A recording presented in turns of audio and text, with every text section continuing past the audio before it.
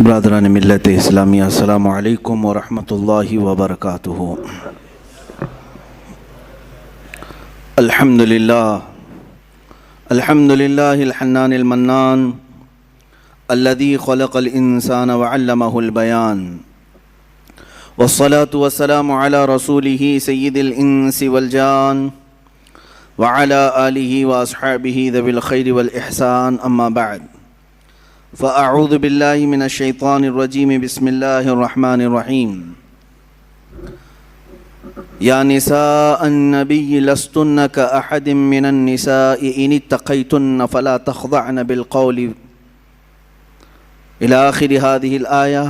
صدق اللہ مولانا العظیم وبلغنا رسولہ النبی الامین المتین المختار الکریم، ونحن على ذلك من الشاہدین والشاکرین والحمد للہ رب العالمین۔ بارگاہ رسالت معاب صلی اللہ علیہ وسلم میں درود پاک کا ہدیہ پیش کریں۔ اللہم صلی علی سیدنا و مولانا محمد معدن الجود والکرم وآلہ واصحابہ الکرام وابنہ الکریم وبارک وسلم صلاة دائمة سرمدا ابدا۔ ہم نے محرم الحرام کی ان مجالس میں آج اور کل کو آخری طور پر تصور کیا تھا، مگر احباب کے اصرار نے ایک اور محفل کو بڑھا دیا۔ انشاءاللہ العزیز جمعہ کو آخری محفل ہوگی اس سال کی، محرم کی۔ اللہ تعالیٰ زندگی میں اور محفلیں عطا فرمائے۔ آج کی اس شب میں ہم خراج عقیدت پیش کرتے ہیں ان کی بارگاہ میں جن کی بارگاہ میں امام اہل سنت نے یوں عرض کیا ہے: سیدہ ظاہرہ طیبہ طاہرہ، جان احمد کی راحت پہ لاکھوں سلام، جس کے آنچل کو نہ دیکھا مہر و ماہ نے، اس ردائے نزاہت پہ لاکھوں سلام۔ ہماری مراد جگر گوشہ رسول پاک صلی اللہ تعالیٰ علیہ وسلم کی عزیز ترین لخت جگر سیدہ کائنات فاطمۃ الزہرا سلام اللہ علیہا رضی اللہ تعالیٰ عنہا۔ عزیزان گرامی، اقبال نے بہت اچھی بات کہی۔ حضرت مریم ایک نسبت سے، عیسیٰ علیہ السلام کی نسبت سے وہ عزیز ہیں اور معزز ہیں، اور سیدہ کائنات فاطمۃ الزہرا تین نسبتوں کے ذریعے سے ممتاز ہیں۔ ان کے ساتھ بڑی نسبت یہ ہے کہ وہ دختر رسول ہیں، ان کے ساتھ دوسری نسبت یہ ہے کہ وہ حیدر کرار کی زوجہ مطہرہ ہیں، ان کے ساتھ تیسری نسبت ہے کہ وہ حسنین کریمین کی ماں ہیں۔ میرے عزیزو، اور فضائل و مناقب کے اعتبار سے ان کی چوتھی فضیلت یہ ہے کہ میرے آقا نے انہیں جنتی خواتین کی سردار کہا ہے۔ اللہ تعالیٰ اس سیدہ کائنات فاطمۃ الزہرا رضی اللہ تعالیٰ عنہا کی بارگاہ کا توسل ہمیں عطا فرمائے، ان کا فیض ہمیں عطا فرمائے۔ اسلام میں خواتین کو ایک خصوصی جگہ دی گئی ہے۔ یہ آج واویلا مچانے والے بھی سنیں کہ جیسی ہی اسلام اور مسلمانوں کا نام آئے گا تو ایک شوشہ اٹھاتے ہیں ہر جگہ سے کہ یہ مسلمانوں پر یہ الزام لگانے میں بہت جلدی کرتے ہیں، پوری مغربی میڈیا اور یہاں کی آتنکی میڈیا بھی ہیں، کہ مسلمان عورتوں کو زور زبردستی کرتے ہیں، انہیں چار دیواری میں بند کر دیتے ہیں، انہیں پڑھائی سے محروم رکھتے ہیں، انہیں تعلیم سے دور رکھتے ہیں، اور نہ جانے کیا کیا شوشے چھوڑ کر کے۔ یہی تو باتیں ہیں جو عورتوں کو ابھارنے کے لیے اور انہیں بیوقوف بنانے کے لیے پیش کی جاتی ہیں۔ میں خواتین سے کہتا ہوں کہ تم ان کی باتیں سننے کی بجائے اپنی تاریخ کیوں نہیں پڑھ لیتی ہیں کہ کیا یہ جو آج بول رہے ہیں حقیقت میں ایسا ہی ہے؟ اگر ایسا حقیقت میں ہوتا تو کئی ہزار حدیثیں ماں عائشہ صدیقہ روایت نہیں کر رہی ہوتی، حدیث کی کتابوں میں ان کی روایت نہیں لی جاتی کہ علم اور یہ تعلیم سے ان کا کیا تعلق عورت کا۔ نہیں میرے عزیزوں، مکثرین صحابہ جنہوں نے کثرت سے حدیثیں روایت کی ہیں، اس میں حضرت عائشہ کا بھی مقام ہے، ان کا بھی مقام ہے۔ اسلام نے عورت کو ایک خصوصی جگہ عطا کی ہے.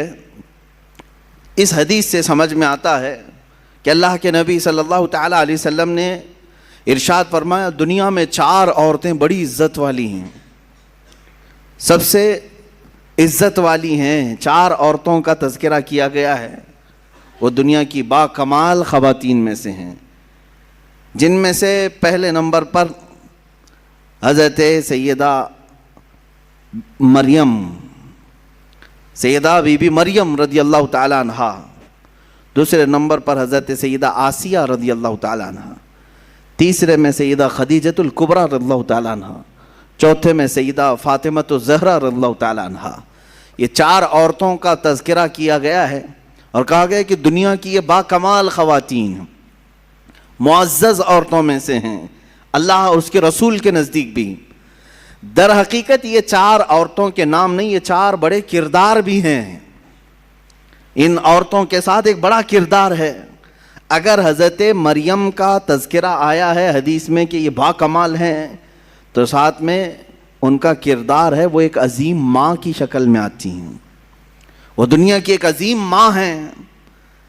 اگر سیدہ خدیجۃ الکبریٰ کا نام آتا ہے ایک با کمال خواتین میں, تو وہ ایک بہت ہی شفیق اور مہربان بیوی کی شکل میں آتی ہیں, جنہوں نے ہر وقت رسول پاک صلی اللہ تعالیٰ علیہ وسلم کے ساتھ وفا کیا, اپنے شوہر کے لیے ساری قربانیاں دیں. حضرت فاطمۃ الزہرا کا نام جب آتا ہے تو وہ ایک عظیم باپ کی عظیم بیٹی ہونے کا کردار ادا کرتی ہیں. ان کے کرداروں پر بھی توجہ ہونی چاہیے. حضرت سیدہ آسیہ رضی اللہ تعالیٰ عنہ دنیا کی ایک عظیم خاتون کے کردار میں ہیں. ان عورتوں کے کردار کو جب ہماری بچیاں پڑھیں گی تو یہ مغربی پروپیگنڈے سے نہیں بہکاوے میں آئیں گی, گمراہ نہیں ہوں گی. میں آج تاریخ کے جھروکوں میں سے چند ضرور سیرتیں آپ کے سامنے عرض کروں گا, جس سے ہمارے آنے والی نسلوں کو اور خصوصیت کے ساتھ ہمارے گھر کی بچیوں کو ایک حوصلہ پیدا ہو کہ ہماری تاریخ روشن ہے خواتین اسلام سے بھی. جہاں ہم مردوں کے بڑے بڑے کارنامے ذکر کرتے ہیں, الحمدللہ اسلام میں خواتین کے بھی بڑے کارنامے ہیں جنہوں نے اسلام میں بہت بڑا حصہ لیا ہے. اسی لیے قرآن عظیم میں ایک آیت ایسی آئی ہے جس میں دونوں کا تذکرہ آیا ہے, مرد کا عورت کا, مرد کا عورت کا, ساتھ ساتھ میں. اللہ نے فرمایا ان المسلمین والمسلمات والمؤمنین والمؤمنات والقانتین والقانتات والصادقین والصادقات والصابرین والصابرات والخاشعین والخاشعات والمتصدقین والمتصدقات والصائمین والصائمات والحافظین والحافظات والحافظین فروجہم والحافظات والذاکرین اللہ کثیرا والذاکرات اعد اللہ لہم مغفرۃ واجرا عظیما. یہ ایک آیت ہے جس میں 10 قسم کے لوگوں کا ذکر آیا ہے, 10 قسم کے مرد اور 10 قسم کی عورتیں. ان کے لیے اللہ نے کیا وعدہ فرمایا ہے سنیں. اللہ فرماتا ہے بے شک مسلمان مرد اور مسلمان عورتیں ہیں, بے شک ایمان والے مرد, اسلام اور ایمان کو الگ بیان کیا گیا, مومن مرد اور مومنہ عورتیں ہیں, بے شک عبادت کرنے والا مرد, عبادت کرنے والی عورت, بے شک سچ بولنے والا مرد, سچ بولنے والی عورت, بے شک اللہ سے خوف کرنے والا مرد, اللہ سے خوف رکھنے والی عورت. اور اللہ تعالیٰ نے فرمایا اور جو تصدیق کرنے والا مرد اور تصدیق کرنے والی عورت, روزہ رکھنے والا مرد, روزہ رکھنے والی عورت, اپنی شرمگاہ کی حفاظت کرنے والا مرد, اپنے شرمگاہ کی حفاظت کرنے والی عورت, اللہ کا کثرت سے ذکر کرنے والا مرد, اللہ کا کثرت سے ذکر کرنے والی عورت. 10 قسم کی صفات بیان کر کے رب تعالیٰ فرماتا ہے اعد اللہ لہم مغفرۃ واجرا عظیما. یہی لوگ ہیں جن کے لیے اللہ نے بڑا اجر عظیم تیار رکھا ہے, یہی وہ لوگ ہیں. یہاں پر 10 صفات میں نے جو ذکر کیا اس میں عورتوں کو ساتھ ساتھ بیان کیا گیا ہے. اگر تم مسلمان ہو تو عورتیں بھی مسلمان ہیں, اگر تم مومن ہو تو عورتیں بھی مومن ہیں, اگر تم صادق ہو تو عورتیں بھی صادقہ ہیں, اگر تم صائم ہو روزے دار ہو تو وہ بھی صائمہ ہیں, روزے دار خواتین بھی ہیں, اگر تم اللہ کا ذکر کرتے ہو تو اللہ کا ذکر کرنے والی عورتیں بھی ہیں. میرے عزیزو, اسلام کو عظیم نونہال جو ملے ہیں, یقیناً کسی نہ کسی عورت کے گود میں پلے تو ضرور ہوں گے، ان کی ماؤں کا کردار ان کی تربیت میں ضرور ہے۔ ہم نے تاریخ کے بڑے بڑے بطل جلیل اور اولیاء کاملین مجاہدین کی زندگیوں کو دیکھا ہے جنہوں نے اپنے بچوں کی پرورش کیسے کی ہے۔ سیدنا غوث اعظم عبد القادر جیلانی رضی اللہ تعالیٰ عنہ، ماں کی تربیت ہمیں صاف نظر آتی ہے۔ سیدنا غریب نواز خواجہ معین الدین حسن چشتی رضی اللہ تعالیٰ عنہ، ماں کی تربیت وہاں پہ بھی نظر آتی ہے۔ بایزید بستامی، ان کے بھی ماں کی تربیت نظر آتی ہے۔ امام شافعی رحمۃ اللہ تعالیٰ علیہ، ماں کی تربیت وہاں بھی نظر آتی ہے۔ عزیزان گرامی، ان نونہالوں کو جو اسلام کے لیے عظیم تحفے کی شکل میں دیا، لاکھوں سلام ان ماؤں کی گودوں پر جنہوں نے ایسے سنہرے ہیرے ہمیں عطا کیے۔ جانتے ہیں آپ، امام شافعی رحمۃ اللہ تعالیٰ علیہ پڑھ کر کے جب آئے تھے تو پورا گاؤں استقبال کے لیے باہر گیا تھا۔ پڑھ کر کے جب آئے بڑے مشہور ہو گئے حدیث میں، علم میں، اور جب گاؤں آ رہے تھے تو پورے گاؤں والے ان کے استقبال کے لیے گئے، نذرانے دینے لگے، پیسے وغیرہ ساری چیزیں۔ ماں نہیں آئی جس ماں نے ان کو محنت سے پڑھایا تھا۔ امام شافعی رحمۃ اللہ تعالیٰ علیہ اپنے گھر پہنچے تو ماں کو دیکھا گھر میں خاموش بیٹھی ہیں۔ کہا آپ نہیں آئے؟ کہا میں آتی تو کہیں دنیا یہ تانا نہ دے کہ محمد بن ادریس شافعی کی ماں نے دولت کے لیے اسے پڑھایا تھا۔ میں نے ہرگز تمہیں کسی نذرانے کے لیے یا لفافے کے لیے نہیں پڑھایا، میں نے صرف اللہ اس کے رسول کی رضا کے لیے پڑھایا ہے۔ جو کچھ لوگوں نے تجھے دیا ہے اس کو گھر کے باہر رکھنا، اور جو کچھ میں نے اللہ کی بارگاہ میں عزم کیا ہے وہ میرا اور تیرا تعلق ہے۔ عزیزان گرامی، وہ عظیم مائیں ہیں جنہوں نے اپنے بچوں کے لیے قربانیاں دیں اور ایسے نونہال اسلام کو عطا کیے۔ آئیں ہم ان تمام مثالی خواتین کا تذکرہ بعد میں کرتے ہیں۔ بارگاہ سیدہ فاطمہ الزہرا رضی اللہ تعالیٰ عنہا میں ہم خراج عقیدہ ضرور پیش کرتے ہیں۔ رسول پاک صلی اللہ تعالیٰ علیہ وسلم کی 4 بیٹیاں ہیں، یہاں پر یہ ذکر کرنا مجھے ضروری ہے۔ حضور پاک صلی اللہ علیہ وسلم کی 4 بیٹیاں ہیں اور 3 بیٹے ہیں۔ یہ تمام مسلمانوں کو ازبر کرا دو کہ حضور کی اولاد کتنی ہے؟ 7 ہیں، 3 بیٹے اور 4 بیٹیاں۔ بیٹوں کی وفات بچپن میں ہی ہو گئی، کوئی 6 مہینے سے زیادہ نہیں رہے اس دنیا میں، اور بیٹیاں سب بڑی ہوئیں۔ سب سے بڑی صاحبزادی آپ کی سیدہ زینب رضی اللہ تعالیٰ عنہ، ان کے بعد حضرت رقیہ رضی اللہ تعالیٰ عنہ، ان کے بعد حضرت ام کلثوم رضی اللہ تعالیٰ عنہ، چوتھے نمبر پر سب سے آخری بیٹی حضور کی وہ سیدہ فاطمہ الزہرا رضی اللہ تعالیٰ عنہ۔ 4 بیٹیاں ہیں، اور 4 بیٹیوں کا تذکرہ ضروری ہے اہل سنت و جماعت کے موقف کے مطابق، اس لیے کہ اب بہت سارے لوگ حضور کی بیٹیوں کا بھی انکار کرنے لگ گئے ہیں۔ ہاں، باضابطہ ممبروں سے یہ اعلان کیا جا رہا ہے کہ حضور کی اور کوئی بیٹی ہی نہیں تھی، صرف حضرت فاطمہ تھی۔ کیوں؟ میں آپ کو بتاؤں، دوسری بیٹیوں کو اگر مان لیا نا انہوں نے کہ رقیہ بھی تھی، کلثوم بھی تھی، تو پھر حضرت عثمان غنی کو بھی ماننا پڑے گا، کیونکہ حضور صلی اللہ علیہ وسلم کے وہ بھی داماد ہیں، اور ان کو حضرت عثمان غنی ایک آنکھ نہیں بھاتے۔ یہ حضرت عثمان کا بغض ہے، ان کے اندر عداوت ہے، جس کی وجہ سے حضور کی بیٹیوں کا انکار کر دیا۔ حضور پاک صلی اللہ تعالیٰ علیہ وسلم کی بڑی صاحبزادی، میرے عزیزو، یہ تمام مکاتب فکر کی کتابوں میں بھی موجود ہے، حضور کی 4 بیٹیاں ہیں۔ ہاں، کوئی ایرا غیرہ ابھی نکل کر کے اگر انکار کرے تو اس کے منہ پر اسی کی کتابیں میں مار سکتا ہوں، اس کی اکابرین کی کتابوں کے حوالے بھی میں دے سکتا ہوں۔ بہرحال ہمارے ہاں کوئی اختلاف نہیں رہا۔ ہاں، ان بیٹیوں کے تذکرے زیادہ اس لیے نہیں ہوئے کہ وہ مدینہ طیبہ ہجرت کے بعد جلد ہی وفات پا گئیں، اور سیدہ زینب رضی اللہ تعالیٰ عنہا سے بھی اولاد ہوئی، جیسے کہ حدیث میں بخاری میں بھی ہے، حضور صلی اللہ تعالیٰ علیہ وسلم ان کی بیٹی کو بھی اپنی گود میں لیتے تھے، وہ بھی نواسی تھی، امامہ نام تھا، حضرت زینب کی بیٹی۔ ان کا نکاح حضرت ابو العاص سے کیا گیا جو بعد میں اسلام لائے، اور حضرت رقیہ اور حضرت ام کلثوم مشہور ہیں، یہ حضرت عثمان غنی کے نکاح میں آئیں۔ کنفیوز نہ ہونا کہ 2 بہنیں ایک ساتھ نہیں آئیں، بلکہ پہلے حضور صلی اللہ علیہ وسلم نے حضرت رقیہ کا نکاح حضرت عثمان سے کیا، اور وہ نکاح کے بعد بیمار ہوئیں، کافی دن تک بیمار رہیں، اور جنگ بدر میں جب میرے آقا تشریف لے گئے، اس وقت حضرت عثمان غنی کو حضرت رقیہ کی عیادت کے لیے چھوڑ گئے. حضور کے مدینہ واپس آنے سے پہلے ہی حضرت رقیہ کا انتقال ہو گیا مدینہ میں. ان کی تدفین بھی ہو گئی. جنگ بدر کے موقع پر حضور اکرم صلی اللہ علیہ وسلم بدر میں تھے اور حضرت رقیہ کا انتقال ہو چکا تھا. واپس آنے کے بعد حضرت عثمان غنی بہت مغموم رہتے. تب میرے آقا صلی اللہ علیہ وسلم نے اپنی دوسری صاحبزادی حضرت ام کلثوم کا نکاح ان کے ساتھ کیا.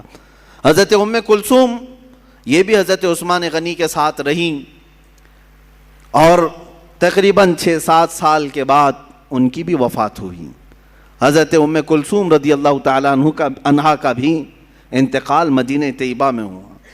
اب حقیر میں جو صاحبزادی بچیں وہ سیدہ کائنات فاطمہ الزہرا رضی اللہ تعالیٰ عنہ. حضور اکرم صلی اللہ تعالیٰ علیہ وسلم کی وفات تک آپ کی اولاد میں اگر کوئی باقی تھی تو صرف سیدہ فاطمہ تھی. اور حضور پاک صلی اللہ علیہ وسلم چھوٹی ہونے کے اعتبار سے اور بہت سارے معاملات کی وجہ سے حضرت فاطمہ کو نہایت عزیز رکھتے تھے. یہاں تک کہ ارشاد فرمایا انما فاطمۃ بضعۃ منی، بے شک فاطمہ میرے ایک جگر کا ٹکڑا ہے، میرے جسم کا ٹکڑا ہے. یسرنی من یسرھا، جس نے اسے خوش کیا اس نے مجھے خوش کیا، اور جس نے اسے تکلیف دی اس نے مجھے تکلیف دی. سیدہ فاطمہ الزہرا کو جس نے تکلیف دی اس نے رسول اللہ کو تکلیف دی.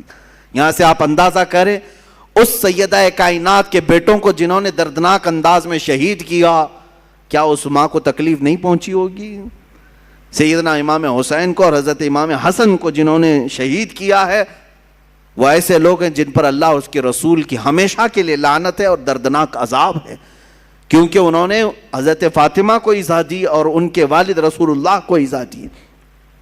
حضرت فاطمہ الزہرا رضی اللہ تعالیٰ عنہا مکہ مکرمہ میں اس وقت بھی حضور پاک صلی اللہ علیہ وسلم کے ساتھ تھیں جب مکہ والے آپ کو ستاتے پریشان کرتے. آپ کی عمر چھوٹی ضرور تھی لیکن جب حرم کعبہ میں حضور پاک نماز کے لیے جاتے کفار مکہ اونٹ کی گندی اوجھڑی لا کر ڈال دیا کرتے. اس وقت روایات یہ ہیں کہ حضرت فاطمہ دوڑ کر کے آتی اور ان تمام آلائشوں کو نکال کر کے دور کر دیتی اور اپنے والد گرامی سے لپٹ جایا کرتی. حضور پاک صلی اللہ تعالیٰ علیہ وسلم کے شانہ بشانہ کھڑے ہونے والی ہر معاملے میں اور ہر چیز میں حضور اکرم صلی اللہ تعالیٰ علیہ وسلم کا ساتھ دینے والی حضرت فاطمہ ہیں. پوری زندگی بھر انہوں نے اپنی کوئی خواہش نہیں ظاہر کی کہ مجھے ایسا چاہیے مجھے ویسا چاہیے. لاڈلی بیٹیاں کیا نہیں مانگتی اپنے باپ سے، لیکن میرے آقا صلی اللہ تعالیٰ علیہ وسلم سید الانبیاء ہیں اور کائنات کے آقا و مولا ہیں، اپنی بیٹی سے نہایت محبت کرنے والے. اگر وہ بیٹی مانگ لے تو کیا رسول نہیں لا کر دے سکتے؟ لیکن سیدہ کائنات نے زندگی بھر کوئی ایسا سوال نہیں کیا. میرے آقا صلی اللہ تعالیٰ علیہ وسلم نے جو دیا اس کو لے لیا. بلکہ جب رسول پاک صلی اللہ تعالیٰ علیہ وسلم کو مکہ والے ستا رہے تھے، پریشان کر رہے تھے، جانتے ہیں جب آپ کا بائیکاٹ کیا گیا تھا، سوشل بائیکاٹ کیا گیا تھا مکہ میں، جب وہ بہت ہی چھوٹی سی تھی، حضرت فاطمہ بہت چھوٹی تھی، میرے آقا صلی اللہ علیہ وسلم نے 2.5 سال سے 3 سال کے درمیان پتے کھائے، چمڑوں کو پانی میں گلا کر کے کھایا. اس وقت بھی حضرت فاطمہ الزہرا نہایت ہی صابرہ تھی. کہیں ایسا نہیں کہ بڑی بڑی چیزوں کا سوال کریں. بچیوں کو اسی لیے ہم بار بار کہتے ہیں کہ حضرت فاطمہ کو کیوں نہیں پڑھتی؟ تمہاری بیجا خواہشیں کبھی تمہارے شوہروں کو گمراہ کرتی ہیں، کبھی تمہارے باپ کو حرام کمائی پر لے جاتی ہیں. تمہاری ناجائز خواہشیں، آج کی بچیوں کی بات میں کر رہا ہوں، تمہارے بھائیوں کو لوٹ مار کرنے پر مجبور کرتی ہیں، یا تو پھر تمہارے شوہروں کو غلط راستے پر جانے پہ مجبور کر دیتی ہیں. تمہاری خواہشات ہی تو ہیں بہت سارے مرد جس کی وجہ سے پریشان رہتے ہیں. کمائی نہیں ہے اور مانگ زیادہ ہے، پیسے اتنے آتے نہیں ہیں لیکن بیوی طلب زیادہ کرتی ہے، بیٹیاں مانگتی بہت ہیں.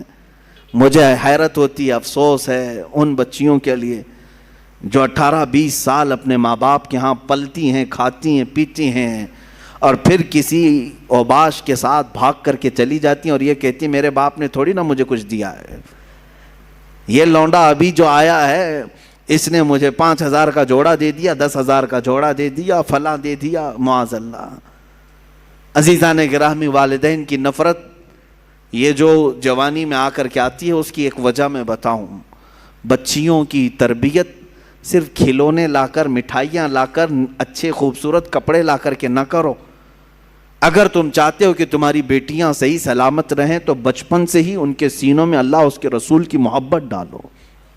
اگر تم نے ان کو اللہ اور اس کے رسول کے قریب کیا، اسلاف کی روایتیں پڑھائی، جوانی میں اللہ خود تمہاری محبت ان کے سینوں میں ڈالے گا. وہ ماں باپ کی قدر کرنے والی بنیں گی، اپنے والدین کا احترام کرنے والیاں بنیں گی.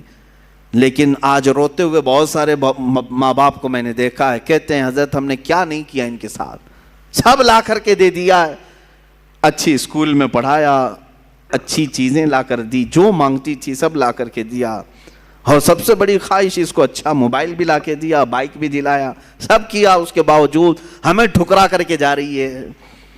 میرے عزیز، تم نے سب دے دیا، یہ دنیا دیا اسے، لیکن بچپن سے کاش اسے اللہ اس کے رسول کی محبت دیا ہوتا. تو آج کے وقت دیکھو، دلوں میں محبت ڈالنا تمہارا کام نہیں ہے، دلوں میں محبت پیدا کرنا یہ اللہ رب العزت کی طرف سے ہوتا ہے. اگر تم اس کی محبت ڈالو گے تو تمہاری محبت اللہ اس کے سینے میں ڈالے گا، تمہاری اولاد کے سینے میں رکھے گا. میں بات کہتا ہوں سیدہ کائنات فاطمہ الزہرا رضی اللہ تعالی عنہا کی. جب آپ کے نکاح کا وقت آیا، حضرت علی کرم اللہ وجہہ الکریم کی طرف سے جب پیغام آیا، حضور اکرم صلی اللہ علیہ وسلم نے فوراً قبول کیا اور دونوں کا نکاح کیا. سادگی سے نکاح ہوا. تھوڑا سا جہیز جو حضور پاک صلی اللہ علیہ وسلم نے، ان کے جہیز کا لفظ جو استعمال کیا جاتا ہے، بعض لوگ اس کے جواز کے لیے اپنے سارے ساز و سامان اکٹھا کرنے کے لیے اس جہیز کا لفظ استعمال کرتے. بات در حقیقت یہ تھی کہ حضرت علی حضور کے ساتھ ہی رہتے تھے مدینے میں. جب ہجرت کر کے آئے تھے تو مدینے میں حضور کے ساتھ رہتے تھے. جب شادی ہوئی تو گھر الگ کرنا پڑا. تو جب نیا گھر لیا گیا تو حضور نے کچھ سامان دلایا. یہی جہیز ہے بھائی، نیا گھر دلایا جا رہا ہے، آج سے نئی زندگی وہ شروع کر رہے ہیں تو کچھ تو سامان لگے گا.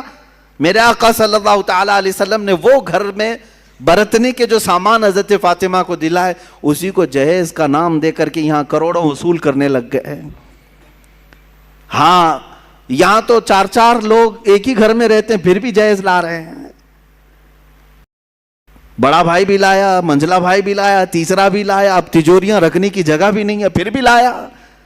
وہ نیا گھر بنایا گیا تھا حضرت علی کا، تو انہیں حضرت فاطمہ کے ساتھ رہنے کے لیے جو سامان دیا گیا میرے آقا صلی اللہ علیہ وسلم کی طرف سے. اور یہ بھی میں آپ کو بتاؤں کہ یہ جو سامان دیا گیا تھا، روایات میں ملتا ہے کہ حضرت علی نے جو مہر کی رقم دی تھی اسی رقم سے دلایا تھا. میرے آقا صلی اللہ تعالی علیہ وسلم نے، حضرت علی رضی اللہ تعالیٰ عنہ نے جو مہر ادا کیا، اتنا مہر کوئی نہیں دینا چاہتا. آج مہر نظر نہیں آتا لیکن جہیز نظر آتا ہے. حضرت فاطمہ کا جہیز لوگوں کو معلوم ہے، حضرت علی کا مہر نہیں معلوم. 10,000 سے زیادہ ہو جائے تو جماعت میں جھگڑے چلتے ہیں، مہر اتنا زیادہ کیوں رکھا؟ اور جوڑا 25,000 کا عورت کی طرف سے ضرور چاہیے.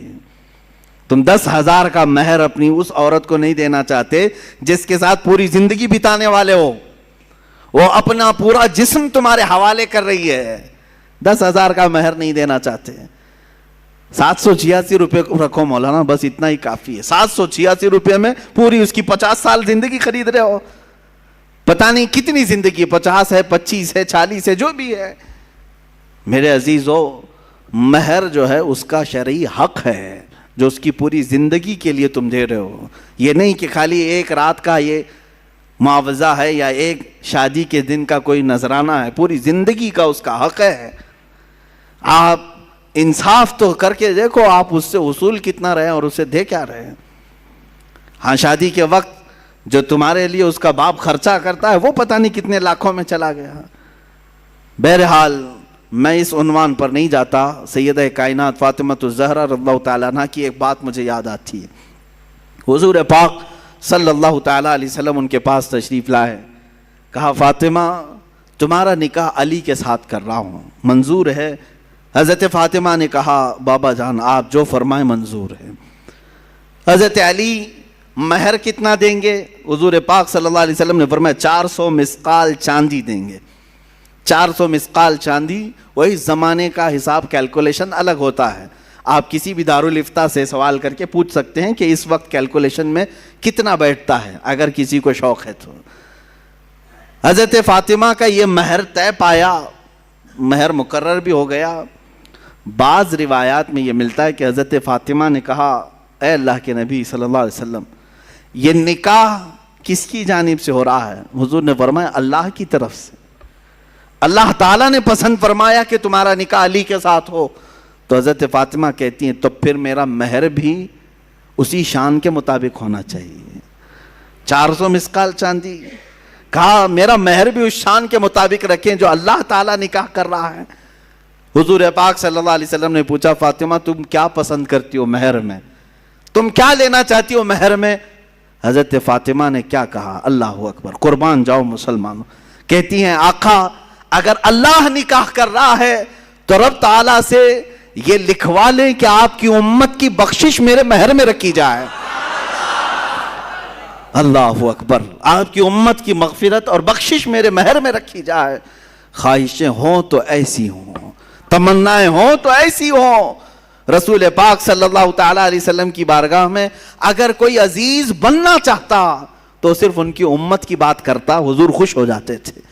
میرے عزیزو آج بھی یہی حال ہے کہ اگر تم امت کا خیال کرو گے تو میرے آقا خوش ہو جاتے ہیں. اگر تم حضور کی امت کے بارے میں بات کرو گے حضور پاک بے انتہا تمہیں نوازنے لگتے ہیں. حضرت جبرائیل امین نے بھی یہ محسوس کیا. جانتے ہیں حضرت جبرائیل حضور صلی اللہ تعالیٰ علیہ وسلم سے قربت چاہتے تھے تو حضور پاک صلی اللہ تعالیٰ علیہ وسلم سے انہوں نے کیا کہا جانتے ہیں؟ اے اللہ کے نبی صلی اللہ علیہ وسلم, میں چاہتا ہوں میں اپنی طرف سے آپ کی بارگاہ میں کوئی چیز پیش کروں جس سے آپ خوش ہو جائیں. اب حضور کس چیز سے خوش ہوتے ہیں؟ مکہ والوں کی تکلیفیں الگ ہیں, تبلیغ اسلام میں آنے والی تکلیفیں الگ ہیں, سب چیزیں ہیں. لیکن حضرت جبرائیل نے یہ سب نہیں کہا کہ ان دشمنوں کو میں اپنے پر سے ہلاک کر دوں گا یا تبلیغ اسلام میں چلنے والوں کے لیے راہ ہموار کر دوں گا, بلکہ جبرائیل امین نے یہ پیش کیا کہ آقا قیامت کے دن جب آپ کی امت پل صراط سے گزر رہی ہوگی میں اپنے پر بچھا دوں گا. پل سے اتارو راہ گزر کو خبر نہ ہو, جبریل پر بچھائیں پر کو خبر نہ ہو. عزیزان گرامی, حضور پاک صلی اللہ علیہ وسلم کی بارگاہ میں جیسے ہی انہوں نے التجا پیش کی میرے آقا خوش ہو گئے. حضور اکرم صلی اللہ تعالیٰ علیہ وسلم کی احادیث سے یہ بھی ملتا ہے جس نے یہ دعا کی اللہم اغفر امت محمد صلی اللہ علیہ وسلم مغفرتا عامہ, اللہم ارحم امت محمد صلی اللہ علیہ وسلم رحمتا عامہ. اے اللہ امت محمدیہ کی عام مغفرت فرما, اے اللہ امت محمدیہ پر عام رحم فرما. جس نے یہ دو دعائیں کی حضور فرماتے میری شفاعت اس پہ واجب ہو گئی. امت کی بھلائی کا خیال کرو. حضرت بی بی فاطمہ ہی تو ہیں کہ جو رسول پاک صلی اللہ تعالیٰ علیہ وسلم جنگل میں جا کر کے جب رونے لگے کسی کے کہنے سے آپ سر نہیں اٹھاتے تھے. حضرت فاطمہ آئیں, کہا بابا جان آپ سر اٹھائیں, میرے آقا آپ سر اٹھائیں. حضور پاک امت کے غم میں رو رہے تھے کہ اللہ تعالیٰ میری امت کی بخشش ہو جائے. حضرت فاطمہ نے کیا کہا جانتے ہیں؟ حضور سے اتنا عرض کیا کہ یا رسول اللہ جب تک آپ کی فاطمہ زندہ ہے کوئی رات سوئے گی نہیں, آپ کی امت کی مغفرت کی دعا کرتی رہے گی. حضور پاک نے سر اٹھا دیا.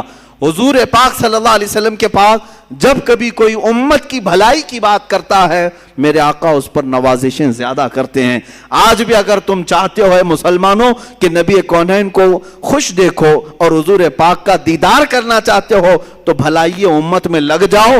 ایک رات وہ بھی آئے گی کہ میرے آقا خود تمہیں اپنے دیدار سے مشرف کریں گے. امت کی بھلائی کا خیال تو کرو. حضور پاک صلی اللہ علیہ وسلم کی بھولی بھالی امت کے لیے فکر تو کرو. سیدہ کائنات نے ہمیں یہ مزاج دیا, فاطمۃ الزہرا رضی اللہ تعالیٰ عنہا نے ہمیں یہ مزاج دیا. ساتھ ہی میں ہر اس بیٹی کو بھی کہتا ہوں جو اپنے باپ کا خیال کرے, اپنے باپ کا خیال نہیں کرتی ہے, وہ سوچے کہ حضرت فاطمہ رضی اللہ تعالیٰ عنہا حضور اکرم صلی اللہ تعالیٰ علیہ وسلم کا کس قدر خیال فرماتی تھی. ان کے تبلیغی مساعی میں کس طرح سے وہ شانہ بشانہ ٹھہرتی, کبھی اپنی جانب سے کوئی ایسی خواہشات نہیں کی.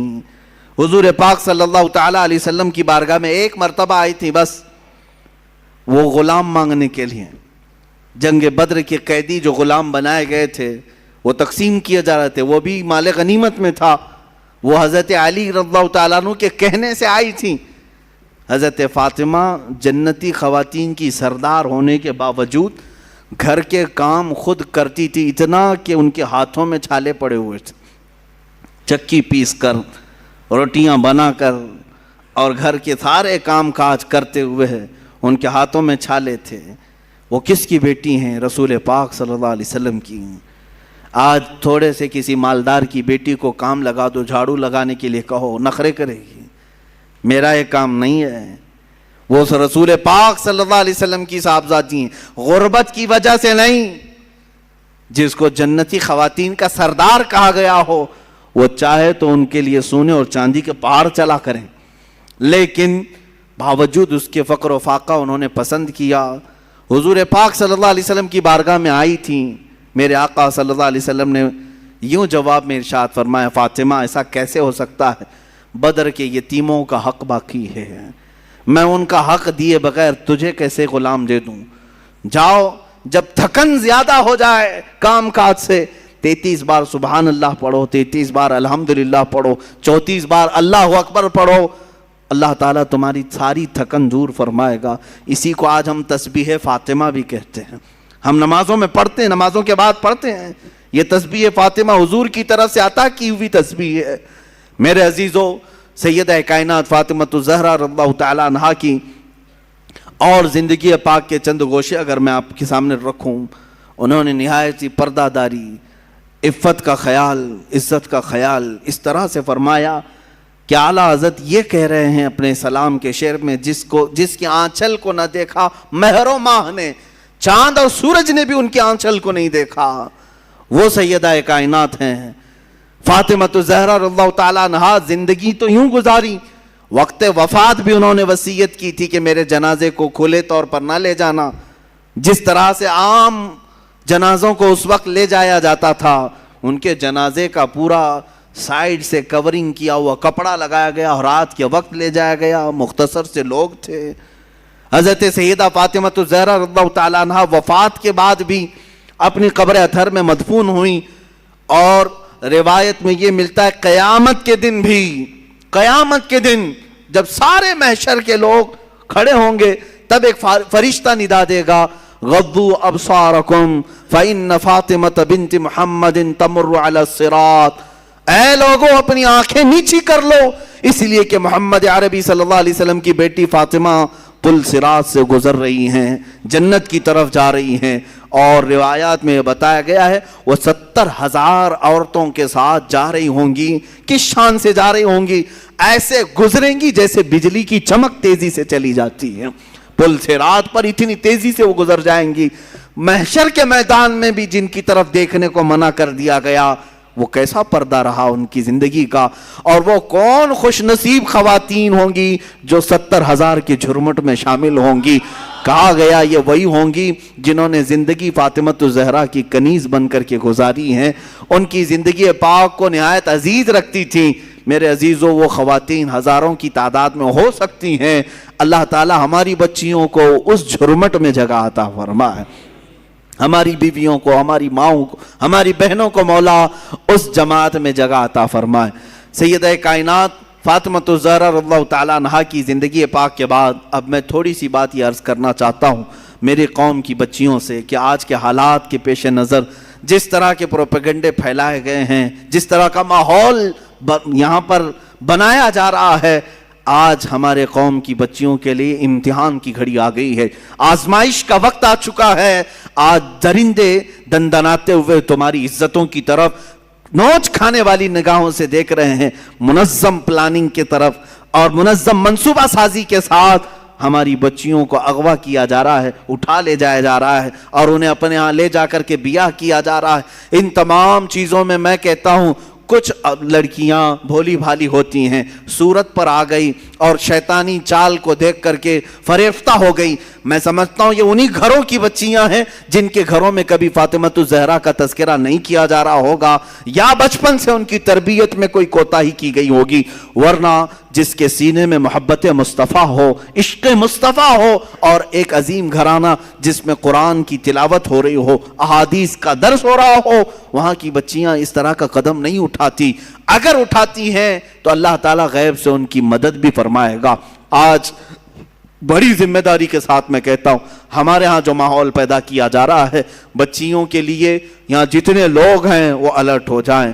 آج کچھ درندے یہ اعلان بھی کرنے لگ گئے, دیکھ رہے ہیں آپ, کھلے عام پوسٹر لگا رہے ہیں. اتر پردیش میں کچھ گنڈے اس طرح کی بھی بات کر رہے ہیں کہ ہم اس سال 2100 مسلمان لڑکیوں کو ہمارے ہاں بہو بنائیں گے, ہندو بنا کر کے لائیں گے, اور اپنے حساب سے ان کی شادیاں رچائیں گے. یہ علل اعلان کیا جا رہا ہے. یہی بات اگر میں کہہ دوں تو پھر آتنکی ہو جاؤں گا.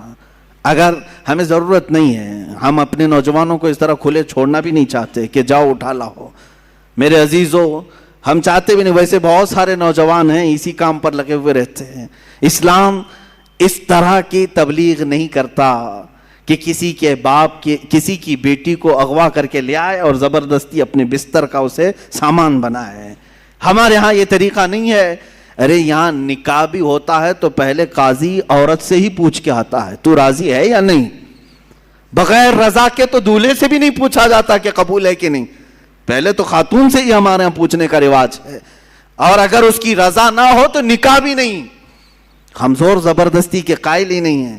کسی کو اغوا کر کے لے جانا, اٹھا کر کے لے جانا, زبردستی بہو بنانا, اگر یہ کام ہو رہا ہوتا تو پتہ نہیں سب صفایا بھی ہو چکا ہوتا. ایسا نہیں ہے.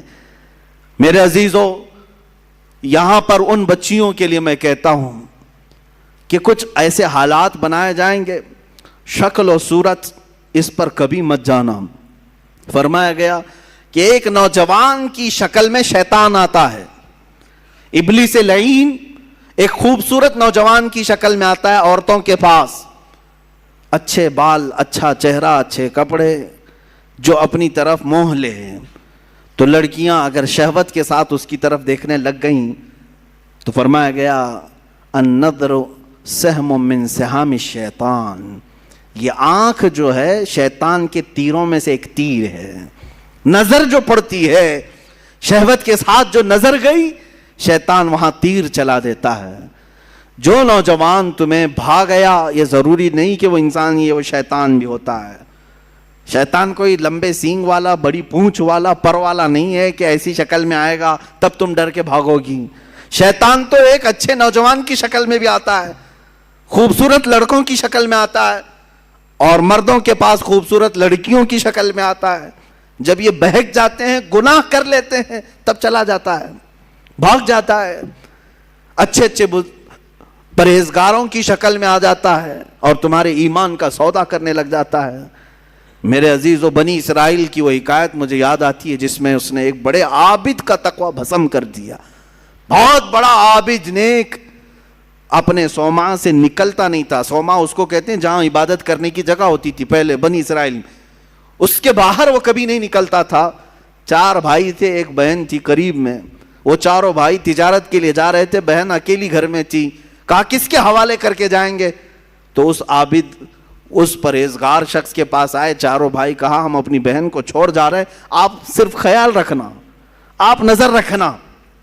اس نے کہا ہاں ٹھیک ہے. وہ چلے گئے. نظر رکھنے والا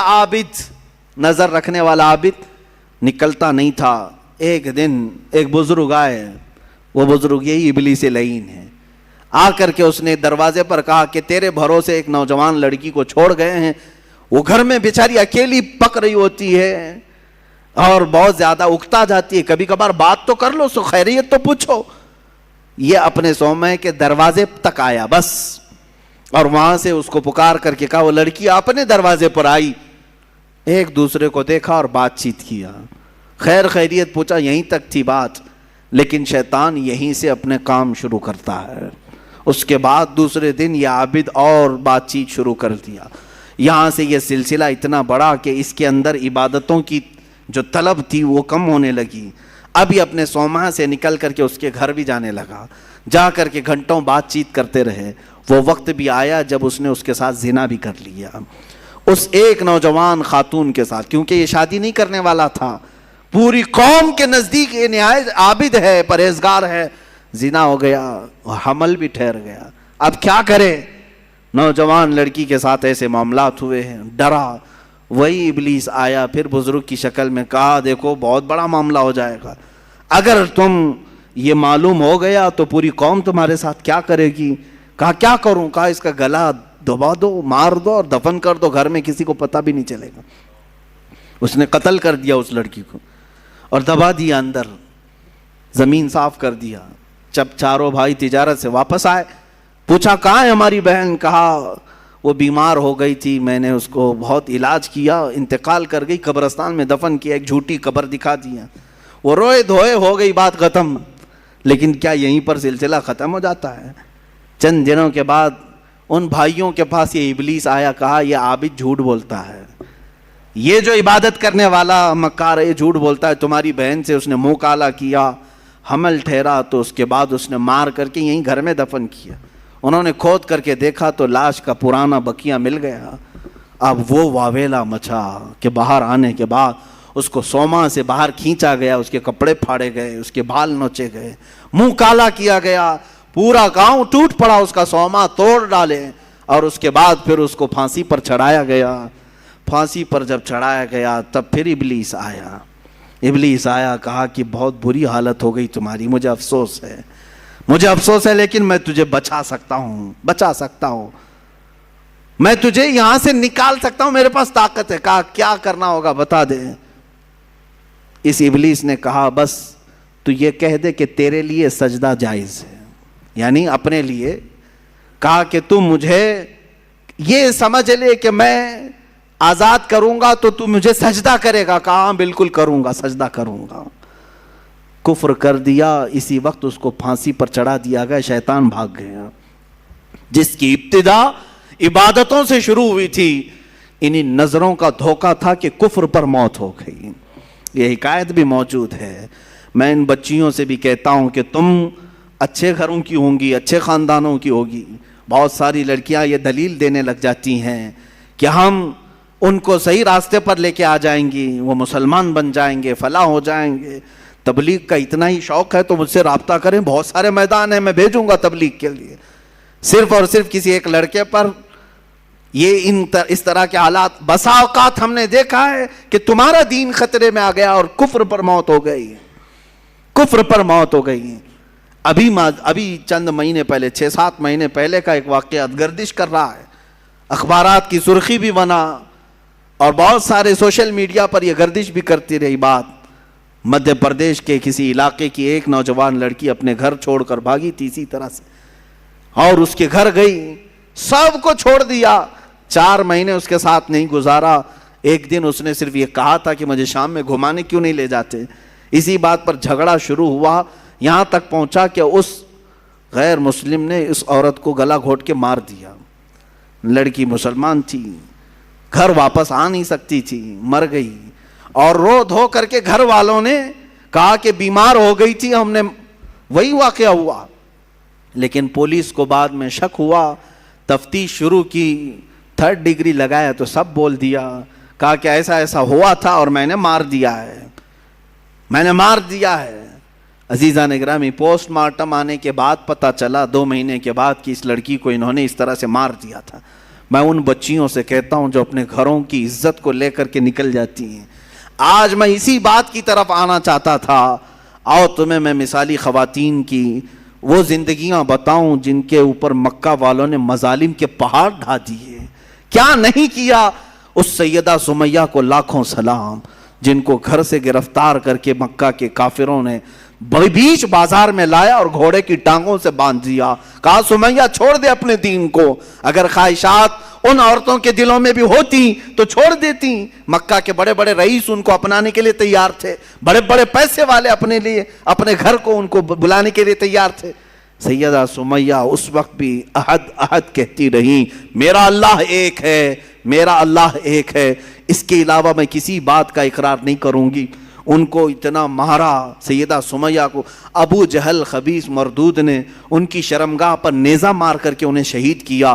تمہیں معلوم ہے پوری اسلام کی تاریخ اٹھا کر کے دیکھنا, اسلام میں سب سے پہلے شہید ہونے والی اگر کوئی ہے تو سیدہ سمیہ ہے. وہ عورت ہے جنہوں نے جان پیش کر دیا, دین نہیں دیا, دین نہیں بیچا. حضرت فقیہہ, حضرت نہدیہ, حضرت زنیرہ, یہ وہ صحابیات ہیں جو باندیاں تھیں یا غلام تھیں لیکن بہت ماری گئی ہیں, بہت تکلیف اٹھائی گئی. اب تک تم حضرت بلال حبشی کا ہی سنتے رہے نا, حضرت خباب کا سنتے رہے, حضرت نہدیہ کا سنو, حضرت زنیرہ کا سنو, حضرت فقیہہ. ایک ایسی صحابیاں ہیں جن کو خود حضرت عمر مارتے تھے ایمان لانے سے پہلے, اتنا مارتے تھے کہ تھک جاتے تھے اور بیٹھ کر کے کہتے کہ میں تجھے اس لیے نہیں چھوڑا ہوں کہ تجھ پر رحم آ گیا, اس لیے چھوڑا ہوں کہ میں تھک گیا ہوں. حضرت فقیہہ اس وقت بھی کہتی عمر اگر تو ایمان نہیں لائے گا تو پھر تجھے ہر مار کے بدلے اللہ کی بارگاہ میں جواب دینا پڑے گا, اور اگر تو ایمان لے آتا ہے تو یہ مجھ پر جتنے مار مارا ہے سب معاف ہو جائیں گے. اس وقت کہتی تھی حضرت فقیہہ, کون عورت ہے جو مار کھانے کے بعد یہ کہے کہ تو ایمان لے آ جا, کون ہے؟ یہ ایک باندی تھی حضرت فقیہہ. حضرت زنیرہ ایک صحابی ایسی ہیں مکہ کی, انہوں نے حضور پاک صلی اللہ تعالیٰ علیہ وسلم پر ایمان لانے کے بعد مکہ والوں نے اتنے تانے دیے ان کو, اتنے تانے دیے. ایک وقت ایسا بھی آیا کہ بیمار ہو کر کے ان کی آنکھیں چلی گئیں. اب تانے دینے والوں کو اور بڑا موقع ملا, پورے مکہ والے یہ کہنے لگے زنیرہ دیکھو لات و حبل اور عزا جو ہمارے خدا ہیں انہوں نے تجھے وہ کیا کہتے ہیں شناپ دے دیا, یہ لوگ کہتے ہیں شراب دے دیا, جس طرح سے بھی کہتے ہیں کہ بددعا لگ گئی ہمارے خداؤں کی تجھے, تیری آنکھیں چلی گئی. حضرت زنیرہ ٹس سے مس نہیں ہوئی, مسکراتی تھیں اور کہتی تھیں میری آنکھیں جس نے دیا تھا اس نے لیا, تمہارے خداؤں کو تو اپنے آس پاس کی بھی خبر نہیں ہوتی, ان کی خود کی آنکھیں نہیں دکھتی, وہ میری آنکھیں کیا لیں گے. دوسرے عورتیں بہت جلدی ان باتوں کی طرف آ جاتی ہیں, ارے کہیں ایسا تو نہیں ہے کہ حقیقت میں جو کہہ رہے ہیں کہ فلاں کی بددعا لگ گئی, اب شگن ہو گیا, فلاں ہو گیا. ان کی آنکھیں چلی گئی تھی تب بھی وہ ایمان پر قائم تھی. یہاں بچے رونے لگ جائیں, 3-4 دن ستانے لگ جائیں تو آ جاتے ہیں, کہا کہ حضرت ہم نے سنا ہے کہ اس کا نام کوئی سخت ہو گیا ہے, اس کی وجہ سے یہ ایسا ستا رہا ہے, پریشان کر رہا ہے. پوچھا نام کیا ہے؟ کہا حسین ہے. کوئی سخت نام ہے؟ وہ عورتیں بھی آئی جنہوں نے اپنی بچیوں کا نام زینب رکھا, کہا حضرت نام کا تو کچھ اثر نہیں ہو رہا ہے. معاذ اللہ رب العالمین, اسلامی نام رکھے ہو, انت وشواس کہاں سے تمہارے اندر آیا ہے؟ ہاں برے نام اگر رکھے ہو تو پھر بدلو, لیکن اسلامی نام اگر ہیں تو بیماریاں تو آتی جاتی رہتی ہیں. ناموں سے بیماری اگر آنی ہوتی, ناموں سے ہی جانی ہوتی تو شاید ساری دنیا والے ایک ہی نام رکھتے, آج ایک ہی نام رکھتے کہ ہاں جو صاف ستھرا ہو, جس نام سے کبھی بیماری نہیں آتی, سارے لوگ وہی نام رکھتے. ایسا نہیں ہے. یہ اس طرح کی اندھی عقیدتیں جو داخل کی گئی. حضرت زنیرہ اس صحابیہ سے ہمیں ملتا, آنکھیں چلی گئی تب بھی وہ ایمان پر اس طرح قائم تھی اور کہتی مجھے ایمان لانے کی وجہ سے آنکھیں نہیں گئی ہیں, تمہارے خداؤں کو آس پاس کا ہوش نہیں ہوتا, وہ میری آنکھیں کیا لیں گے. حضرت ام شریک ایک صحابیہ ایسی ہیں, مکہ والوں نے, ان کے خاندان والوں نے, ان کے ددیال ننیحال دونوں خاندانوں نے مل کر کے کیا کیا جانتے؟ حضرت ام شریک کو کڑی دھوپ میں کھڑا کیا, ایسی دھوپ میں کہ جو ریتیلی زمین ہے کھلے میدان میں ان کو کھڑا کرتے, اور اگر وہ آگے بڑھتی تو کوڑے سے مارتے, اسی میدان میں کھڑا کرتے. کتنی دیر؟ گھنٹہ 2 گھنٹہ نہیں, 3 دن تک کھڑا رکھا. بھوک اور پیاس کی شدت کی وجہ سے ان کی آنکھیں باہر آنے لگ گئی تھی. حضرت ام شریک یہ بھی صحابیاں ہیں. اس کڑی دھوپ میں, آج مکہ کی دھوپ جانتے ہیں آپ 50 ڈگری کے اوپر جاتی ہیں, 50 ڈگری کے اوپر, شاید آپ 35-40 ڈگری میں ہی پریشان ہو جاتے ہیں. 50 ڈگری سے اوپر کی دھوپ برداشت کرتی ہوئی گرم ریت پہ کھڑی رہی 3 دن تک. 3 دن کے بعد وہ کہنے لگے کہ تو اپنے خدا کو چھوڑ دے, چھوڑ دے. حالت ایسی ہو گئی تھی کہ کانوں میں آواز تک نہیں آ رہی تھی. میں نے روایت پڑھا, آنکھیں بھیگ گئی. حضرت ام شریک پوچھنے لگی کیا کہہ رہے ہیں؟ تو انہوں نے اشارہ کر کے کہا ایک کو جو تو مانتی ختم کر دے. کان سنائی نہیں دے رہے, آنکھیں باہر آ چکی ہیں, جسم تپ رہا ہے, پیروں میں چھالے پڑ گئے. تب وہ پکار کر کے کہتی اللہ احد اللہ احد, اللہ ایک ہی ہے ایک ہی ہے. کوڑے مار مار کر کے ان کو زخمی کر دیا تھا حضرت ام شریک رضی اللہ تعالیٰ عنہ کو. اور جانتے یہی وہ صحابیہ ہیں. حضرت ام سلیم, کتنی صحابیات کی میں بات تمہارے سامنے رکھوں. حضرت ام سلیم ایک وہ صحابیہ ہیں حضور پاک صلی اللہ علیہ وسلم جن کے گھر آرام کرنے کے لیے جاتے تھے, جو حضور پاک صلی اللہ علیہ وسلم دھوپ کے یا گرمی سے پسینے ہوتے تو وہ قطرے جمع کر کے رکھتی تھیں. یہ حضرت انس کی ماں ہیں جنہوں نے حضور کے پسینے کو جمع کر رکھا خوشبو کے لیے. اور روایات یہ بتاتی ہیں ان کی 7 پشتوں تک وہ خوشبو آتی تھی. وہ ام سلیم جب ان سے نکاح کے لیے ابو طلحہ نے پیغام بھیجا, وہ ایمان لائے ہوئے نہیں تھے, ایمان لائے ہوئے نہیں تھی. آج کے حالات کے مطابق میں عرض کر رہا ہوں, ام سلیم کیا کہتی ہیں, ابو طلحہ کو بہت پسند کرتی تھیں. خوبصورت تھے ابو طلحہ, بہت ہی کڑیل جوان بھی, اور ام سلیم ان کو پسند کرتی تھی. نکاح ہو جائے, سامنے سے ابو طلحہ آئے, ام سلیم نکاح کر لیتے ہم. ام سلیم نے کہا میری پسند اپنی جگہ پر, تم خوبصورت ہو اپنی جگہ پر, تم کڑیل جوان ہو اپنی جگہ پر, مگر میرا ایمان میرے ساتھ ہے. کیا ایسا ہو سکتا ہے کہ میں اللہ کو ایک مانتی ہوں, محمد صلی اللہ علیہ وسلم کو اللہ کا رسول مانتی ہوں, میرا تمہارے سے نکاح کیسے ہو سکتا ہے؟ اگر تم ایمان نہیں لائے تو ہماری زندگی میں کبھی ملاپ نہیں ہو سکتا. حضرت ام سلیم کی دعوت پر حضرت ابو طلحہ ایمان لائے, اور ایمان لائے تو صرف نکاح کے لیے نہیں لائے, حضور کے جانثار بن گئے اور عشرہ مبشرہ صحابہ میں داخل ہوئے ہیں. خواتین کا یہ بھی کردار ہے عزیزان گرامی. وہ ایسے نہیں کہ پسند آ گیا جوان تو گھر سے بھاگ کر نکل پڑی, چاہے کہیں پر بھی جا کر کے شادی رچانا پڑے. معاذ اللہ, ان بچیوں کی زندگی پر مجھے بڑا افسوس ہوتا ہے جن ماں باپ کی عزت کو مٹی میں ملا کر کے فخر کرتی ہیں. یہ سب کہاں سے ہو رہا ہے جانتے ہیں؟ یہ سب اسی ٹیلی ویژن سے, انٹرنیٹ سے اور سیریلوں سے. آج پوری دنیا ملا کر کے ایسی چیزیں دکھانا چاہ رہی ہے.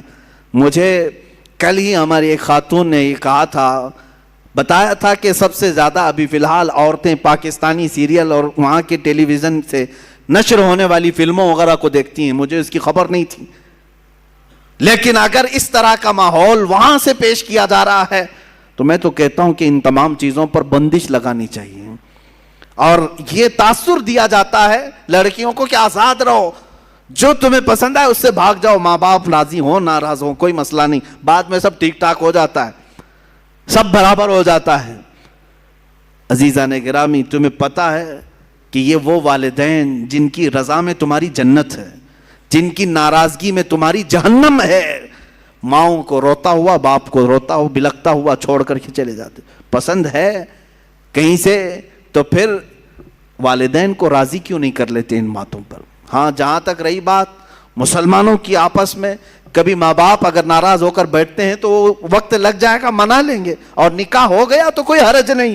مجھے تو افسوس اس بات پر ہے کہ ایمان بھی چھوڑ کر جا رہی ہیں. گھر چھوڑا تو چھوڑا, اور اگر کوئی جوان ایسا تھا جو اسلام کی طرف تجھے لے جاتا یا تجھے وہ اسلام میں ہی رکھتا تو الگ بات تھی. یہاں تو باضابطہ ان سانپوں کے گھروں میں جا رہی ہیں جو پورے اسلام کو ڈسنے کے لیے بیٹھے ہوئے ہیں. آج جو میرے نبی کی شان میں گندی گالیاں دے رہے ہیں ان کے گھروں میں جانے کے لیے بچیاں بیٹھی ہوئی ہیں. اور اگر کوئی لڑکیاں اس طرح جاتی ہیں تو میں کوئی خوف اس بات کا نہیں کر رہا ہوں کہ تمہارے جانے سے اسلام گھٹ جائے گا, ہرگز نہیں. اسلام کی جڑیں تحت الثری سے نیچے ہیں, اس کی شاخیں اوج ثریا کے اوپر ہیں. پوری دنیا مل کر کے ہلائے تو اسلام کا کچھ بال بیکا نہیں ہوگا. تم اپنا جہنم خریدنے جا رہی ہو, میرے اس دین کو کچھ نقصان نہیں ہوگا. 4 لڑکیاں چلی جائیں تو کیا اسلام میں ختم ہو جائے گا؟ یہ اس سمندر کا نام ہے جس سے چلو بھر پانی نکلنے سے سمندر کا کچھ بگڑتا نہیں, کچھ نہیں بگڑتا. ہاں, یہ جو جتنے بھی ڈھونگی ہیں, جتنے بھی پاکھنڈی ہیں, جتنے بھی سنگی ہیں, جس طرح کے یہ اعلانات علل اعلان کر کے ہمارا دل جلانے کی کوشش کرتے ہیں کہ ہم ان کو ان کے مذہب سے دور کریں گے اور اپنے گھر کی بہو بنا کر کے لائیں گے. باضابطہ اس پر تنظیمیں بن رہی ہیں, سنگٹن بن رہی ہیں, اور اس پر نہ پولیس کچھ کرنا چاہتی ہے نہ حکومت کچھ کرنا چاہتی ہے, کیونکہ ان کے 1000 گناہ بھی ان کے نزدیک معاف ہیں. ہاں اگر وہ دھرم پریورتن کریں تو یہ اصل کی طرف آنے کی بات ہوگی, اور اگر ہم تبلیغ کریں تو آتنکوادی ہو جائیں گے. ہمارے لیے دہشت گردی کا لفظ انہوں نے بنا کر کے رکھا ہوا ہے. اے مسلمانوں, اب صفائی دینا اور ڈیفنس کرنا چھوڑ دیں. کیا ہم ایسے نہیں ویسے نہیں؟ یہ کون ہوتے ہیں ان کو صفائی دینے والے ہیں؟ نہ یہ ہمیں سزا دینے والے نہ جزا دینے والے ہیں. اسلام اپنی حقانیت پر کل بھی زندہ تھا, آج بھی, اور ہمیشہ رہے گا, اور اللہ رب العزت سے ہمارا تعلق ہے, وہ ہمیں سزا اور جزا دینے والا ہے. اب یہاں پر بات یہ دگلی پالیسی کی, ہیپوکریسی جس کو کہتے ہیں, منافقت جس کو کہتے ہیں, وہ ہماری حکومتیں کرتی ہیں. کیا ایسی سنگٹنوں کو نہیں کہا جاتا کہ تم یہ نفرت پھیلا رہے ہو, زہر پھیلا رہے ہو؟ اور اگر اس طرح کی حرکتیں کرتے ہو کہ باضابطہ مسلمان بچیوں کو اٹھا کر کے لے جانا, اس پر ان کو لاکھوں کا انعام دینا کہ تم اٹھا کر کے لے آؤ, کسی کے گھر سے بچی کو 2 لاکھ 2.5 لاکھ 5 لاکھ انعام دیں گے. تف ہے, لعنت ہے ایسی چیز پر کہ تم لڑکیوں کے ذریعے سے اپنے مذہب کو بڑھانا چاہتے ہو. ہم اپنی گردنوں سے اسلام کو فروغ دینا چاہتے ہیں. ہاں, یہ نیچ طریقے سے نہیں, کسی اس طرح کے ہلکے طریقے سے نہیں جو یہودی کرتے رہے, عیسائی کرتے رہے, اپنی بیٹیاں سجا سجا کر کے دیتے رہے, یا دوسروں کی لڑکیوں کے ذریعے سے گھستے رہے. اسلام اس طرح سے نہیں ہے. صلاح الدین ایوبی کے پاس کئی دوشیزائیں, کئی خوبصورت لڑکیاں آتی رہی, صلاح الدین ایوبی نے ایک نظر ان کی طرف نہیں دیکھا. تمہیں معلوم ہے سلطان الہند غریب نواز کے پاس 40 دن تک ایک لڑکی جاتی رہی, صرف اپنے دامے فریب میں پھنسانے کے لیے کہ ہماری طرف آ جائے. راجے کی بیٹی تھی, لیکن 40 دن تک اس مرد قلندر نے ایک نظر تک نہیں دیکھا. 40 دن کے بعد وہ خود فدا ہوئی اور دائرہ اسلام میں داخل ہوئی. عزیزان گرامی وقار, یہ ہماری تاریخ رہی ہے. ہم کسی کے گھروں میں چھید ڈال کر کے, سوراخ مار کر کے اٹھانا نہیں چاہتے. ہاں انشاءاللہ العزیز تم لے جانا چاہتے ہو, بہو بنانا چاہتے ہو, جس طرح کی حرکتیں پیدا کر رہے ہو, انشاءاللہ اب ہمارا پیغام عام ہوگا. دیکھنا یہ جوان جب غلام مصطفیٰ بنے گا, ایک ایک نہیں 4 ساتھ آئیں گے انشاءاللہ, آئیں گے انشاءاللہ. ہاں, یہ بیوی بنانے کے شوق سے نہیں کہہ رہا ہوں. ہاں انشاءاللہ العزیز مصطفیٰ کریم کی محبت میں ہر کوئی ضرور وارفتہ ہوگا, اس لیے کہ ہم نے تبلیغ جو کیا ہے پوری دنیا میں وہ اخلاق مصطفیٰ سے کیا ہے, دین مصطفیٰ سے کیا ہے.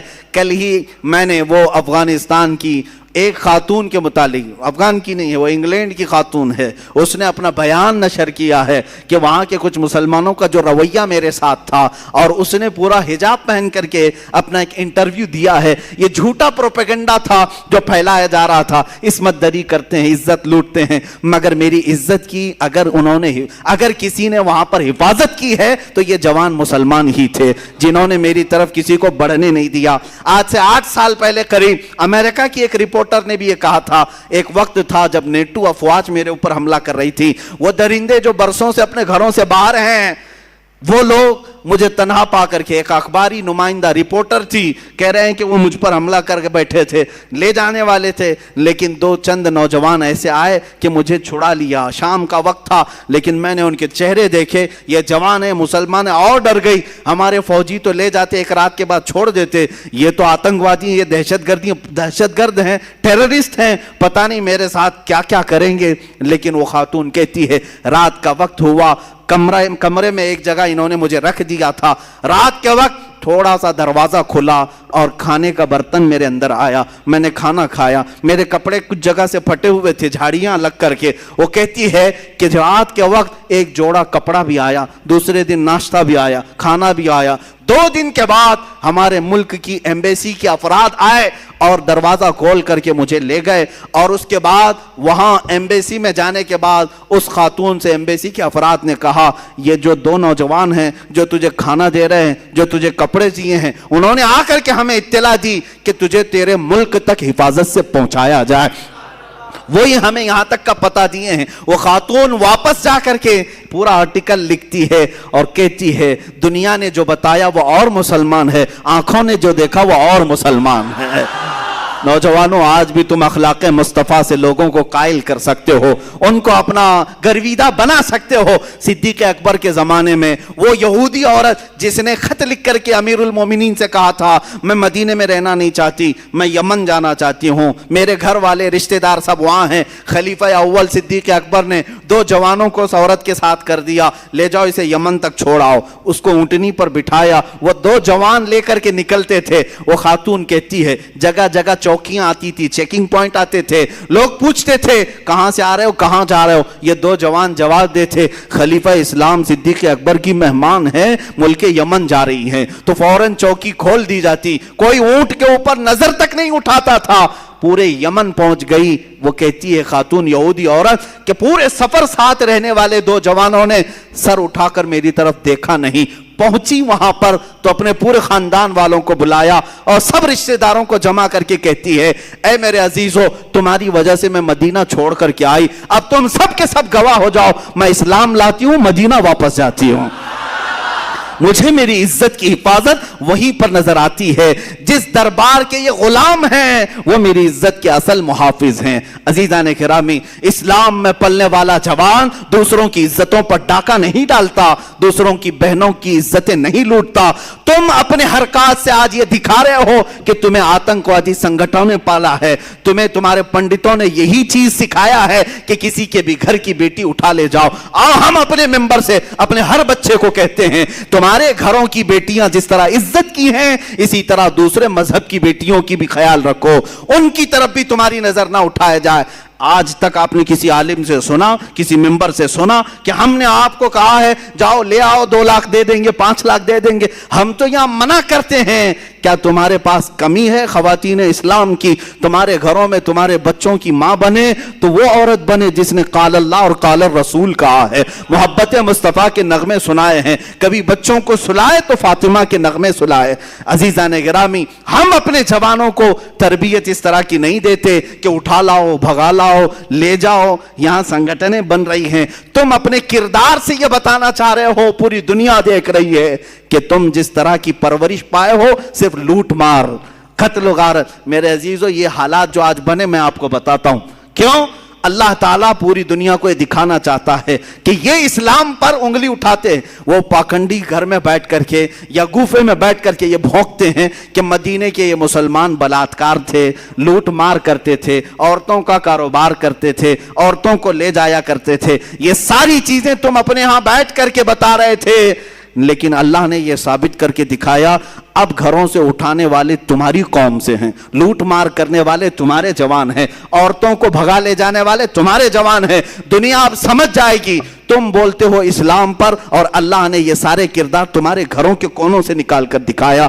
हकीकत में इस्लाम औरतों की इज्जतों की हिफाजत के लिए आया है। जिस वक्त औरतों को बाजार में बेचा जा रहा था, मेरे आका ने औरतों की इज्जत यहां तक बढ़ाई, कहा जिस घर में बेटी पैदा हो उसी दिन रिज्क के 10 दरवाजे खोल दिए जाते हैं। मेरे आका ने फरमाया, जिसने 2 बच्चियों की हिफाजत की, परवरिश की और अच्छी जगह निकाह करके दे दिया, वो मेरे आका फरमाते हैं उस पर जन्नत वाजिब हो गई, उस पर जन्नत वाजिब हो गई। बशारत तुम्हें बेटियों पर दी गई, बीवियों को खिलाने में सदके का सवाब, माँ के कदमों के नीचे जन्नत। अल्लाह अल्लाह, ये सब औरतों के लिए किसने बताए, किसने बताए? अरे यहां हमारे इसी मुल्क में औरत बेवा हो जाए तो इसको चिता के साथ आग में जला दिया जाता। बेवा औरतों को आप शगुन मान करके अपनी महफिलों में नहीं लाया जाता। आज तक ये रिवायात मौजूद हैं। आज तक ऐसी विधवाओं के बहुत सारे ऐसे इलाके बने हुए हैं जहां औरतों को छोड़ दिया जाता है। मेरे अजीजों, दुनिया में वो वाहिद शख्सियत है मेरे आका की जात जिसने एक औरत हजरत आयशा कुंवारी, उसके अलावा जितने निकाह किए सब बेवाओं से किए। ये बताने के लिए कि बेवा घर से निकाली जाने वाली औरत नहीं, बल्कि घर में हो तो उसके जरिए से अल्लाह दुआएं कबूल करता है। औरतों को इज्जत बख्शा है, औरतों को इज्जत बख्शा है। मैं अपनी बच्चियों को आज ये बातें इसलिए सुना रहा हूं कि तुम्हारी तारीख अंधेरे में नहीं है, तुम्हारी तारीख सियाह नहीं है, रोशन है। इस्लाम में अजीम खवातीन मौजूद हैं, किरदार के भी, अमल के भी।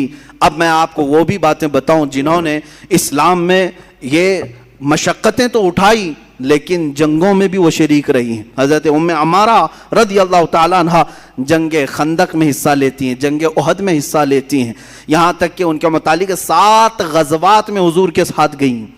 کئی صحابیاں, آپ پوچھیں گے عورتوں پر کہاں جہاد, کہا نہیں تھا, لیکن کس لیے جاتی تھی؟ 700 فوجی, 1000 فوجی اسلام کے ہیں, سب کا کھانا تنہا بنا کر کے کھلاتی تھی.